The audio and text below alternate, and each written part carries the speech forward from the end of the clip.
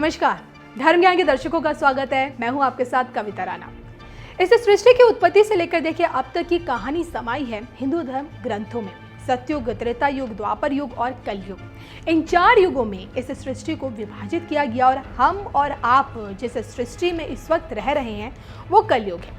ये एक ऐसा युग है देखिए जिसमें 16वें वर्ष की आयु में बाल पक जाते हैं, 20 की उम्र में बुढ़ापा आने लगता है। औसत उम्र की बात करें तो ज़्यादा से ज़्यादा 50 से 60 साल। पुराने समय में लंबी उम्र के बाद ही बाल सफ़ेद होते थे, लेकिन आज के समय में देखिए युवा अवस्था में ही स्त्री और पुरुष दोनों के बाल सफ़ेद हो जाते हैं। जवानी के दिनों में बुढ़ापे के रोग होने लगते हैं और इन सब के पीछे का कारण है कुदरत का संतुलन बिगड़ना और असंतुलित दिनचर्या। लेकिन क्या आप जानते हैं आज जो हमारे साथ हो रहा है, इसका जिक्र भविष्यवाणियां कहीं और नहीं बल्कि हिंदू धर्म ग्रंथों में ही मिलती है।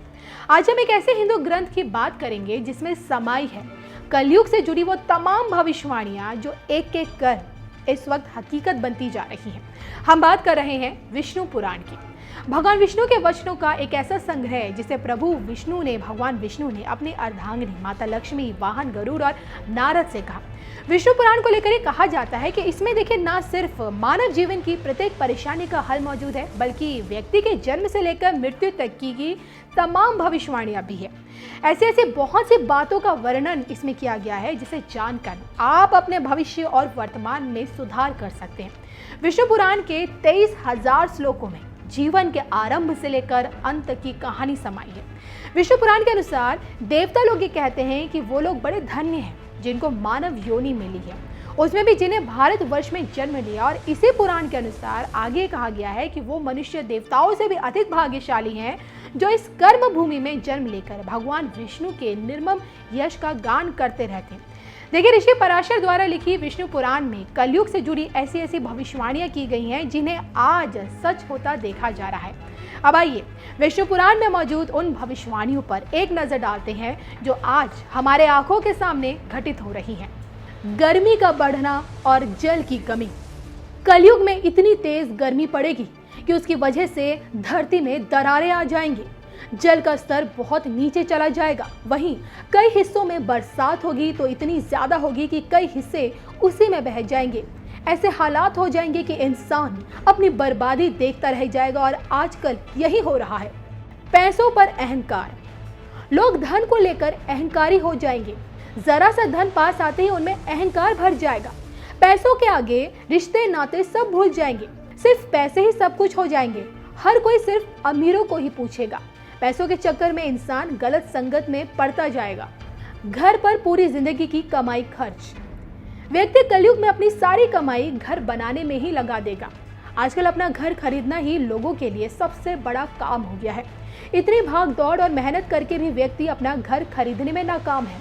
विष्णु पुराण में बताई ये बात बिल्कुल सच होती दिख रही है। इतनी मेहनत के बाद भी वे अपनी सारी कमाई घर पर ही लगा रहे हैं। अकाल मृत्यु के मामलों का बढ़ना।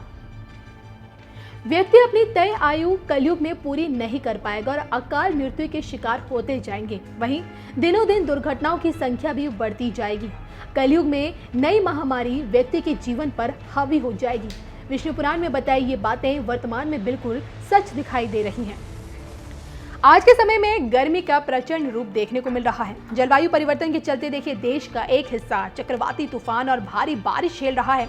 दूसरी तरफ तपती गर्मी से लोग बेहाल हैं। कहते हैं ना, अति का कुछ भी अच्छा नहीं होता, फिर चाहे वो ज्यादा बरसात हो, ठंड हो या फिर गर्मी। कहते हैं घमंड तो लंकापति रावण का भी नहीं रहा, लेकिन यहाँ तो व्यक्ति पैसों के अहंकार में चूर चूर होते हुए रिश्ते नातों को ही भूल जाता है। तो वहीं इस भागते दौड़ते जिंदगी में कोरोना जैसी महामारी का आतंक कम है कि ऊपर से लोगों की अकाल मृत्यु। ऐसे में ये कहा जा सकता है कि समय के साथ साथ कलयुग चरम की ओर बढ़ता जा रहा है और जैसे कि धर्म ग्रंथों में बताया गया है कि जब जब धर्म की हानि होती है ईश्वर अवतार लेकर अधर्म का अंत करते हैं और इसलिए लोगों को भगवान विष्णु के कल की अवतार का भी बेसब्री से इंतजार है। भले ही वैज्ञानिक धर्म ग्रंथों और पुराणों में मौजूद इन बातों को सिरे से नकारे, लेकिन जब जब इंसान किसी बड़े संकट में घिरा है उससे उभरने के लिए उसे इन्हीं धर्म ग्रंथों का सहारा लेना पड़ा है।